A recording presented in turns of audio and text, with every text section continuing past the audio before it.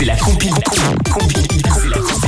compile du morning de Diffoul sur Skyrock. On va faire notre petite compile. Tous les matins, on met les plafards sur un sujet d'actu. Ouais. Avec des gens qui se retrouvent dans l'actu alors que c'était pas prévu. Une compile de châteaux dans l'actu.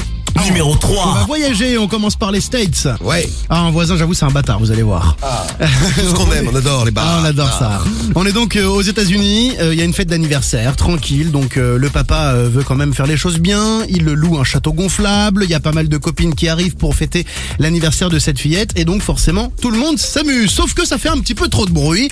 Et le voisin, pas vraiment sympa, décide tranquillement, discrètement, de couper le courant. Hop, il enlève la prise du château gonflable.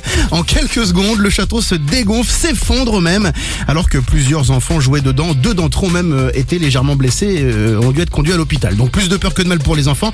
Le voisin a gâché la fête, et il a été placé en garde à vue. Bien fait. Voilà, très bien. Et Caris, tu le mettras en garde à vue dans le prochain Bronx. Hein. Ouais, c'est un enfoiré le voisin. Ah, grave. C'est des enfants, ouais. Bon, Rémi, t'as démarré avec un château gonflable. Moi, c'est quand même plus le luxe. Je vais vous amener à Betz dans l'Oise.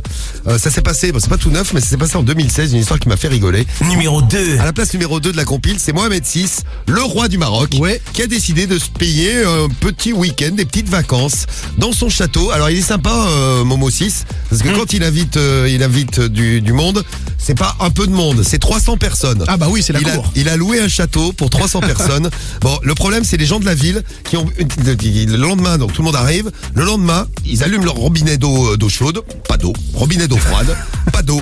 En fait, le service des eaux a été débordé. Il a adressé un message aux résidents du village en leur disant oui, alors faites attention, il n'y a plus d'eau parce que la consommation du village est devenue supérieure à la capacité de production. En gros, Momo 6 avec les 300 personnes, il pompait toute l'eau du village. Il a pris toute l'eau.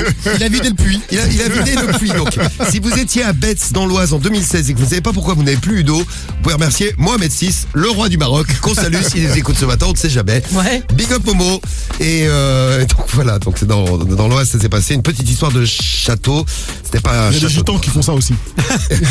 Ils se branchent sur les sur les trucs des pompiers. Des autres et tout. Ouais, Et après t'es là, mais je ils prennent une douche, ils prennent tout l'électricité. Il y a plus d'eau, dis donc. Bon, mais il n'y a pas que les gitans, il y a Mohamed VI qui l'a fait aussi. Et Rémi, Numéro 1. à la première place de la compile. On va dans les Yvelines et à Versailles, un samedi soir vers 22h30, un homme de 31 ans est dans un taxi et il demande donc au chauffeur de le déposer devant le château. Il dit, attends, il va pas visiter le château à 22h30, il est fermé. Non, j'habite au château, c'est mon château. Le mec se prend pour un roi. Il se prend pour le roi de France. Pour regarde. Louis XIV, donc le chauffeur de taxi le dépose, il prend ses sous, mais il voit le mec commencer à sauter la barrière, il se dit quand même je vais appeler la police, et en effet son client était habillé d'un drap, alors il lui a dit attends je rentre chez moi, il a donc sauté la barrière, il a même cassé une vitre pour s'introduire dans le château, les forces de l'ordre sont arrivées, ils ont retrouvé l'intrus à l'intérieur, bon il n'a rien volé ni dégradé, oh bah non il va pas quand même se voler lui-même puisque c'est son château Ouais, Bon à part la porte vitrée qu'il a cassée pour entrer, il n'a pas fait de dégâts. très bien. Ils l'ont enfermé depuis ou pas? Je crois. Mais pas dans un château, dans un hôpital. Oui voilà. C'est mieux.